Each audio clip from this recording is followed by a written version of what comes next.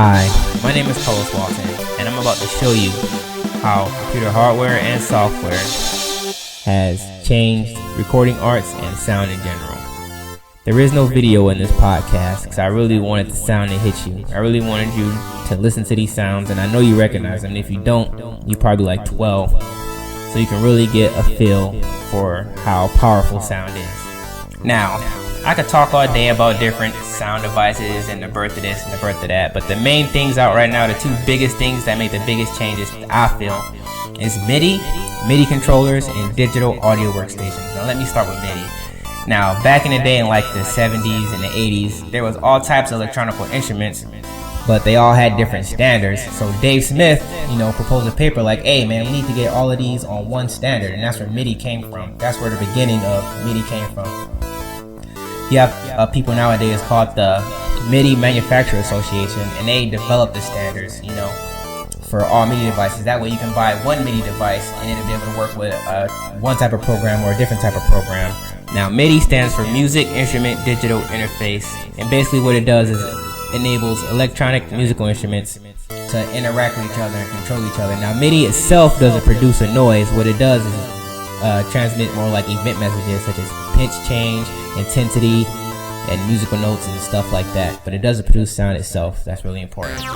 And now we have MIDI controllers. Alright, there's all types of MIDI controllers. There's keyboard controllers, which are the most common. You got drum machines, synthesizers, vocoders, electronic drums. You also have something called a pitch to MIDI converter, which are like guitar synthesizers, which analyze the pitch and convert it into a MIDI signal. There's ones that do it for guitars or voice, like the auto-tune, which is now just annoying, but that's another type of controller.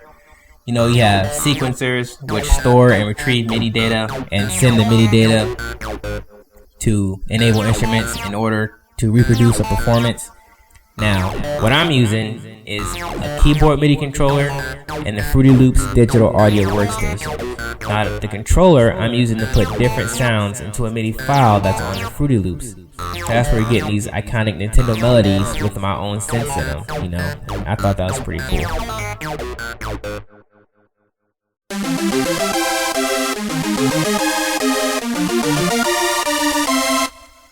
Now, I'm going to wrap it up with digital audio workstations. Now, the first digital audio workstation was developed by a guy named Bob Ingebretson and Jim Youngberg. And the name of the program was DAP, Digital Audio Processor. But nowadays, there's all types of digital audio workstations out there. You have Acid Music, Fruity Loops, Magic Music Maker, Scale Tracker, you got GarageBand and Logic. And they can do anything from using pre-made loops to compose your own song, or making your own loops from scratch, or just an audio workstation with different sounds and different drum machines where you can just compose pretty much whatever you want to. Now, my favorite is FL Studios. And the reason I like Fruity Loops so much is that it grows with you. You can start off real basic, and get what you need to get done. And the more in-depth you get with digital audio workstations, the more in-depth you can get with Fruity Loops. And it's just a real simple interface, and that's why I just like it so much.